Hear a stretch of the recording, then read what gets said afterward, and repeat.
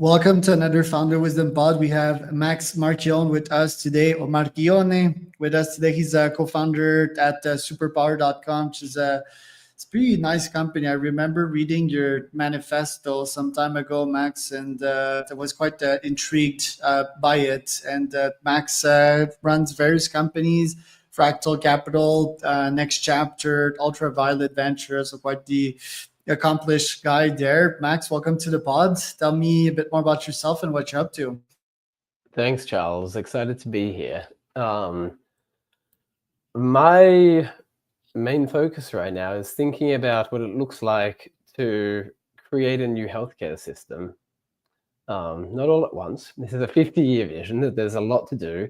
But I think one of the most important questions is asking, assuming healthcare was started from the ground up today, what would it look like? Right? How would we keep people healthier? What is healthcare in an ideal world?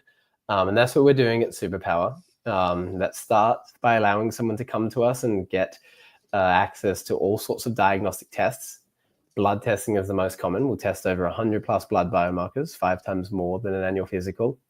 Hormones, toxins, etc. We'll bring all your data into one place and then actually help keep you healthy, right? Optimize longevity, try to reverse aging, and actually try to keep you. So that's my main focus today, which is improving human health. And then beyond that, I also invest in companies that extend and enhance human life. I believe that human life is the most important problem in existence, and therefore want to do what I can to help support that vision.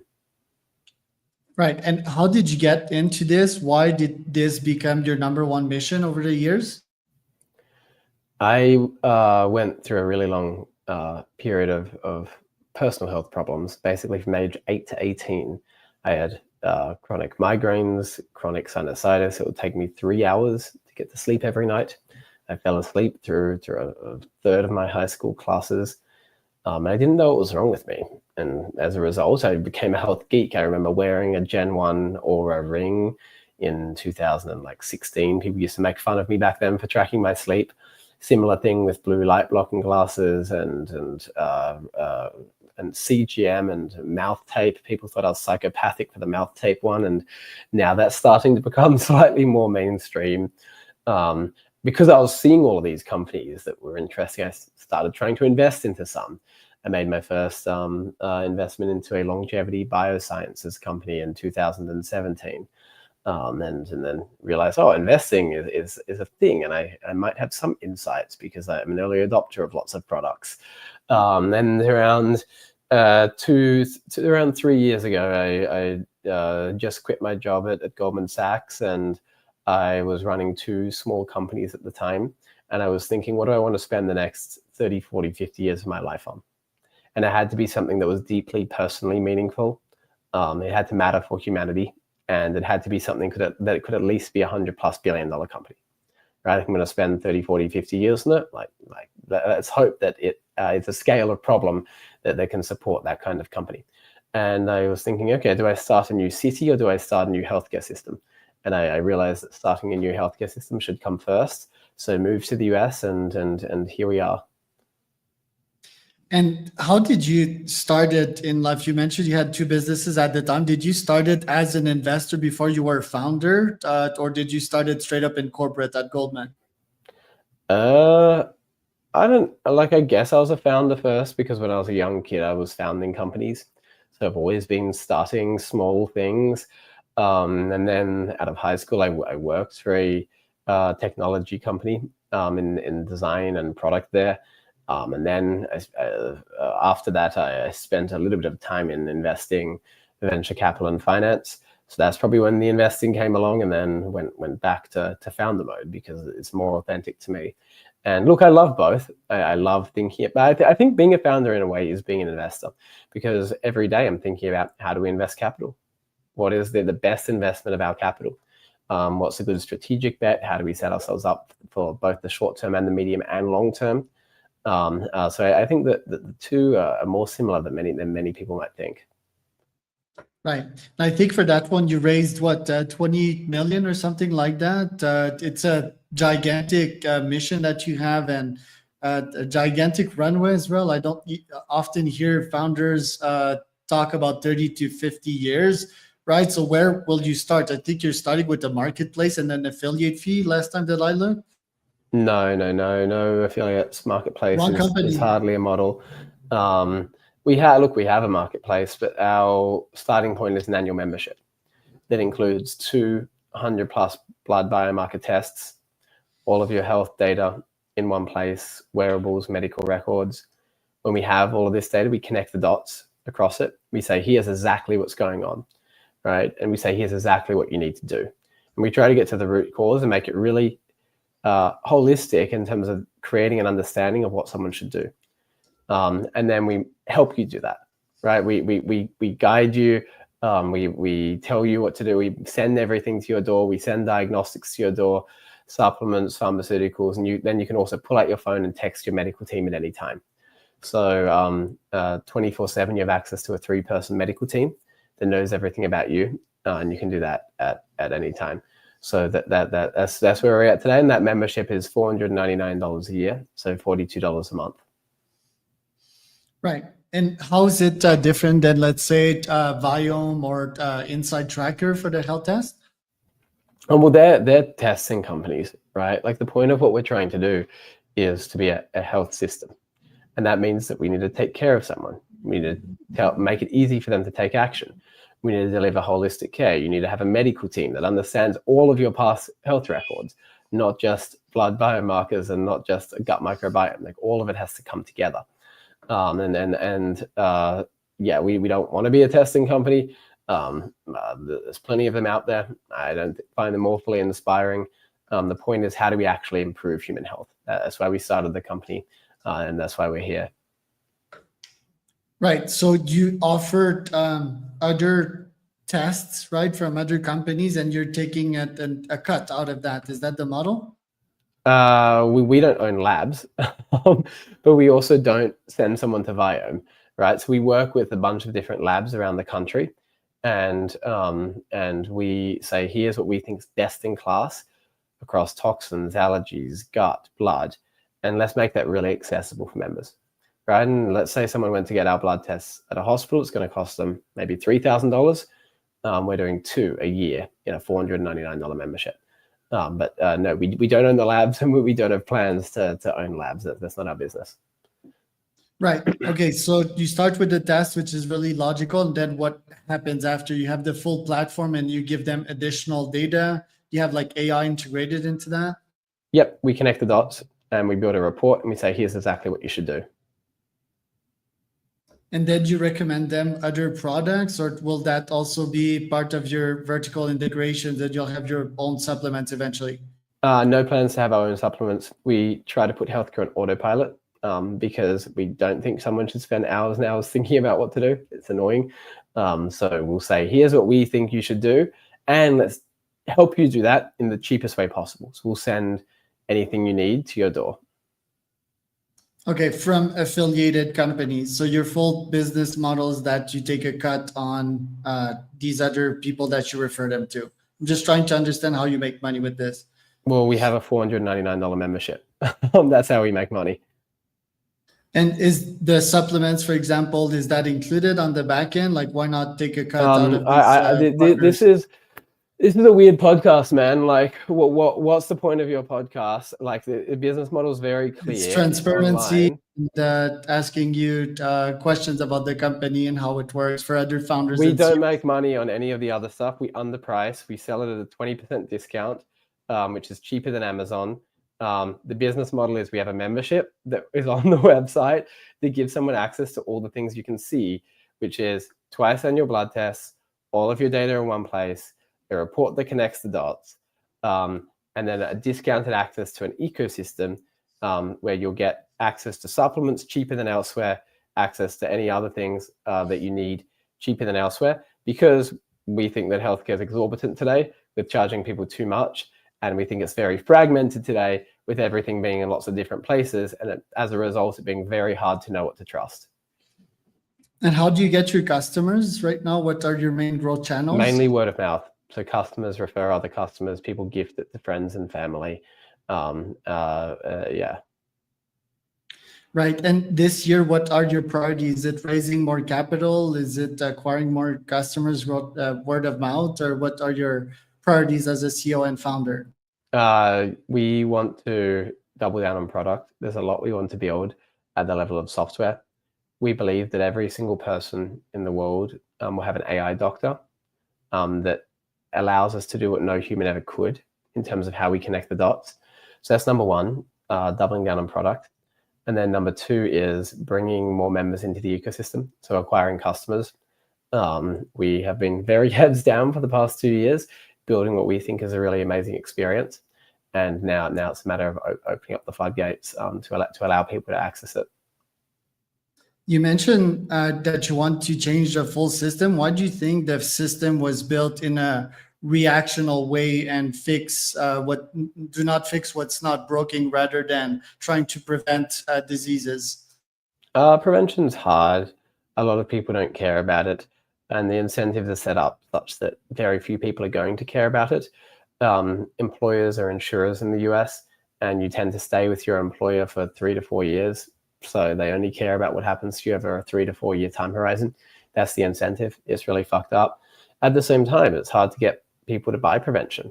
Like customers want something that works for them today, and they don't necessarily, as a whole, think about what's going to happen 10, 20 years from now until it's a little bit too late.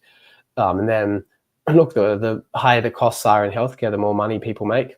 That's a fucked up incentive, right? Like your margin is kind of capped in healthcare, and the implication is the way to make more money is to increase costs, and that's US healthcare, which is a fundamental structural problem. And as a result, healthcare here costs 20 cents in the dollar. Right, 20% of GDP goes to healthcare, and it's not really working. Health outcomes are going backwards, lifespan's going backwards, obesity is going up, chronic disease is going up. It's a struggling system in many respects. Don't you think it's also at the consumer level, like their mindset that they just outsource health to governments that will try to support them? What kind of mindset shift do we need to see at the personal consumer level for technologies and platforms like yours to be widely adopted?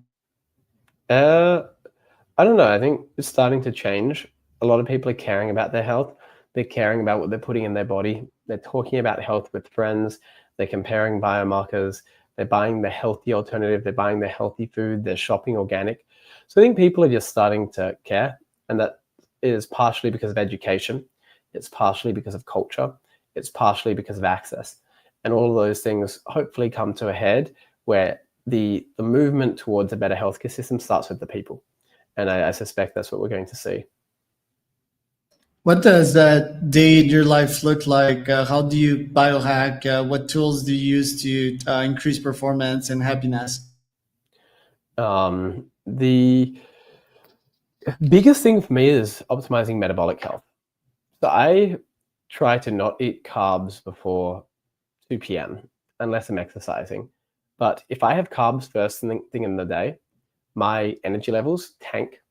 My mental health is so much worse. I'm brain foggy, I'm grumpy. And all of that starts with carbs. So I'm very conscious of metabolic health. I will supplement quite a lot. In the morning, that looks like multivitamins, taurine. At night, that looks like things for sleep, glycine, magnesium, theanine, sometimes a couple of others as well. I have a big, long list of my full health protocol, which is quite comprehensive. It's at my website. So it's at maxmarchione.com/protocols. And people always love seeing like detailed protocols. I think that works for me. I don't have the perfectly healthy lifestyle because being a founder is brutal. But I think health is a way to make that less brutal, and it's a way to improve performance. So I think a lot about how tools in the world of healthcare can help me improve. For example, if I'm going to get sick and I feel a sore throat coming on, I will use a peptide that means that I don't get sick. And as a result, I don't get sick. That's pretty cool. And that's something we can control now because health allows us to modify biology. And that's one small example of how I'll use health to modify biology. And peptides are legally available in the US. It's just that people don't know where to get them. Some of them are, some of them aren't. Like GLP-1 receptor agonist is a peptide that's legally available. Insulin is a peptide that's legally available. Creatine's a peptide. Collagen's a peptide. So like they have examples of peptides, which are chains of small chains of amino acids that are legally available. And then some are legally available in some states. For example, NAD is available in maybe like Texas, but not in California, or it's available in Nevada and not California. And then some are not legally available. For example, I think ipamorelin is one that used to be legally available and now is harder to come by. Right. And you mentioned that being a founder is brutal. What has been the most brutal part about running Superpower so far?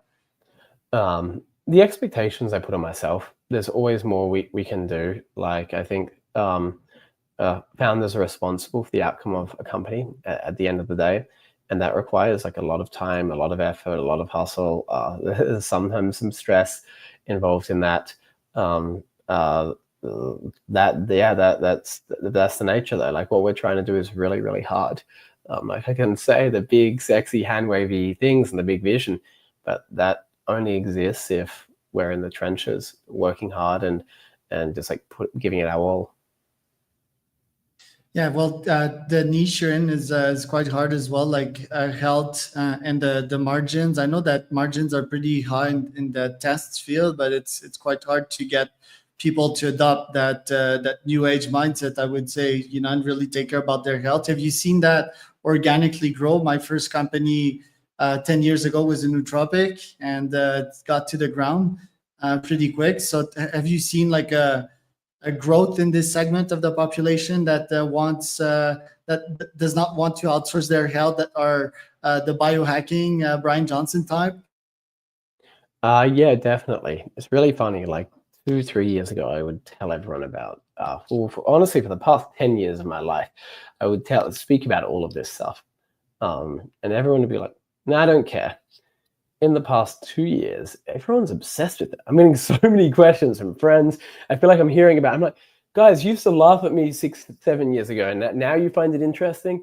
So the culture has definitely changed.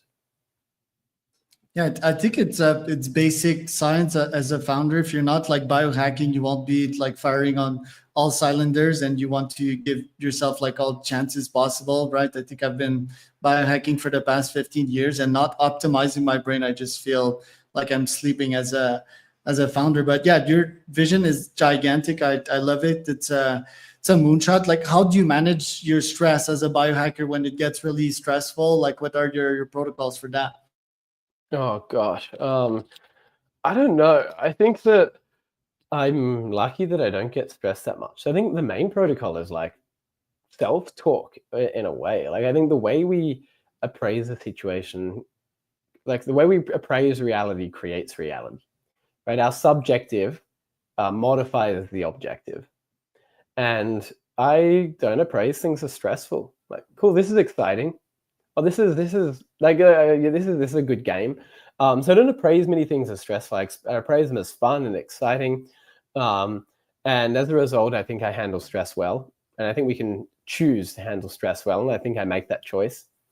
And then there are some hacks and tools as well. Like I will, if I'm stressed, get more sunlight. I'll breathe a little bit more deeply, 5.5 in, 5.5 out, which is like a heart rate variability, like resonance frequency, or increase your HRV whilst you're doing that breath.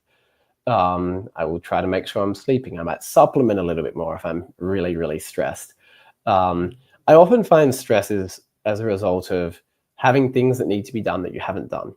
So a lot of people, when you're stressed, will say work less. That is the opposite effect, because I'm like, fuck, now my list of stuff that needs to get done is even longer. Now I'm really, really stressed. And the solution to me often when I'm stressed is like, do the fucking list of tasks. And then I get through the list of tasks. I'm like, oh, wow, I'm not stressed anymore because everything's done. So I think about that quite a lot as well. Yeah, it's quite rewarding to get shit done. Like having a GPT to gamify the full productivity experience helps immensely, I found. How do you manage your team members' stress level, and how do you manage investor expectations? Um, oh gosh, I try to ignore investors. I think they can subtract more value than they add a lot of the time. And a good investor should get out of the founder's way. They should push and sometimes apply pressure and suggestions. They should definitely support and make intros. But I think that um, uh, doing things because an investor expects it is often bad. Now, sometimes we need to make exceptions. I think we have like there are exceptions, but I think as a general principle, it's something that I try not to think about. I start with what's best for our customers, and work backwards from that. Right? That's where we have to start, and we can consider everything else, but we have to start with what's best for the customers. Team stress levels. I think a big part of it is solved through culture. Like, are we growing? Are people happy? Are they energized at work? Do they feel validated, appreciated, and heard? I think part of it is a culture of health, right? We have a cultural principle of superpower your health. And we say, like, guys, like, do what you need for your health, spend on your health. We give people health budgets, communicate how your health is going. So superpower your health is an important culture. We have a channel in Slack, Superpower Your Health it's called, where people share like health tips. And that's, again, one small way of championing this idea that the better health is better life and then better business. What would be the future of health and biohacking? Let's say 38 years from now, would I have like a neural link that would not only be synced with my thoughts, but could modify my DNA and biochemistry in real time so that I could live my best life pretty much all the time? None of us really know, because the rate of change is so fast that it's so hard to predict. And the only thing I know is that I don't know. Now, that's not again the spirit of the question, so I'll try to predict. I think your prediction is interesting. I suspect we're going to have a lot of magic pills that are going around that drive really crazy outcomes. I think prevention will be table stakes. There'll be sensors everywhere that can sense when someone's getting sick, or can sense cancer growth, or can sense something happening. And the second they sense that, they'll say, cool, here's the magic pill you need. Here's the magic pill you need. We'll have all of these therapeutics that can drive potent outcomes. So that's my hypothesis for where we get to. And all the data that you accumulate, do you have plans of doing something with it and coming up with partnerships with like big pharma companies to sell them packets of that data, privatized, of course, to generate more income and generate like big discoveries? Sorry, I got something stuck in my throat. No, is the answer. Right now, we are not allowed to share any data unless our patients consent. So no, if we decide to, it'll be because our patients decide to, right? Our members will decide to, and that's their choice. That's not our choice. Could be like a box that they check in, like, do you want to share your data? Just like you decide to share your data with a software company. Yeah. What would be that AI assistant UX like? Would it just be a chat, or would it just be a dashboard emailing you like, hey, Charles, better watch that. Like, your cortisol level are quite high today. Here's what to do. What would be the UX once I have my test done? There's two ways. One is you have an AI chat, similar to ChatGPT, but that knows everything about you, has all of your data, and also knows a little bit more about medicine because of how we build out databases to train the model on. The second thing is you have a medical team that you can pull out your phone and send a text message to at any time. And that's all SMS, it's all text message. And that medical team is a team of 3 humans and AI. Right? Because the reality is, if your team of 3 humans has to reply alone, they're not going to spend hours looking over all of your data every single time they reply. The AI can support them with that, though. So the 2 entry points to the AI, like 1, the AI chat, kind of like a research tool similar to ChatGPT, and then 2, an actual health concierge, medical team plus AI, and that's all text message. Got it. Cool. Well, Max, thanks for your time. I know that you're strapped today. Where can people find out more about you and the company?